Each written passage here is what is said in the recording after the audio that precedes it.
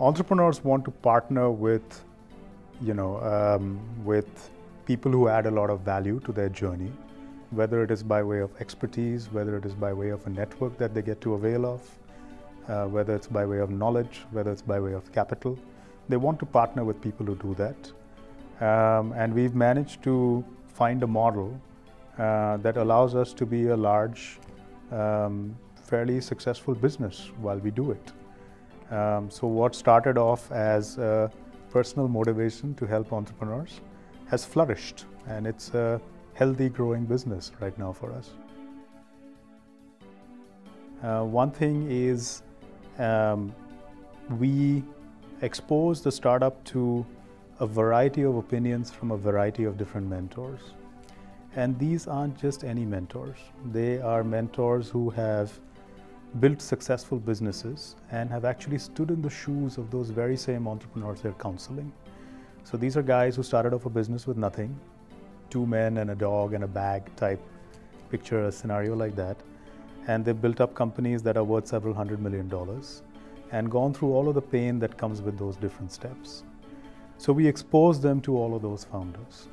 And not just from a certain geography, because if you take the Southeast Asian geography, for example, or if you take South Asia, the Indian subcontinent, a lot of companies have become unicorns, but there's not a proliferation of companies that have, gone through the different stages of growing up and different economic cycles. I would say the founders that have gone through the Techstars system have seen this journey across multiple cycles, multiple domains, multiple rounds of funding. And we have access to a greater number of founders like that.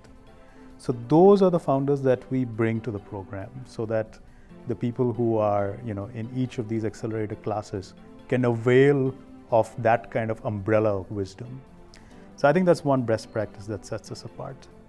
The other thing that I personally enjoy a lot is something that we have internally called Techstars Education, where we take a lot of the critical lessons that a startup founder often has to learn by himself or herself over time, right?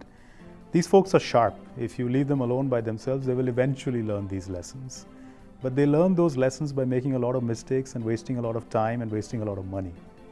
What we try and do is take those 10,000 hours of wisdom across the last 10 odd years that we've been operating and put them into very concise, actionable lesson formats. And then we administer them as workshops to all of the founders who participate in that class. So it's a bit like going to build a company university that's done this for many, many years. So I don't think the core needs of what is expected of an accelerator has changed so much. What has changed is there's a proliferation of accelerators and incubators out there right now. And I think that's where an entrepreneur has to be judicious and decide who he's going to team up with, who he or she is going to team up with, where he or she is going to get maximum benefit. Well, yeah, it's just going with multiple accelerators. It just ends up being, as a founder, you end up just expending so much time and valuable bandwidth. I mean, you're a founder, you have so many things to do. Your most precious commodity, as much as money, as much as customers, as much as revenue, is bandwidth. And you want to be able to give your bandwidth to a real partner. As a founder, the advice that I would have to them is, if you're trying to choose between several accelerators and incubators, look at track record. See what they've done. See what other founders have to say about them. The proof is always in what people say about you. The proof is always in the numbers.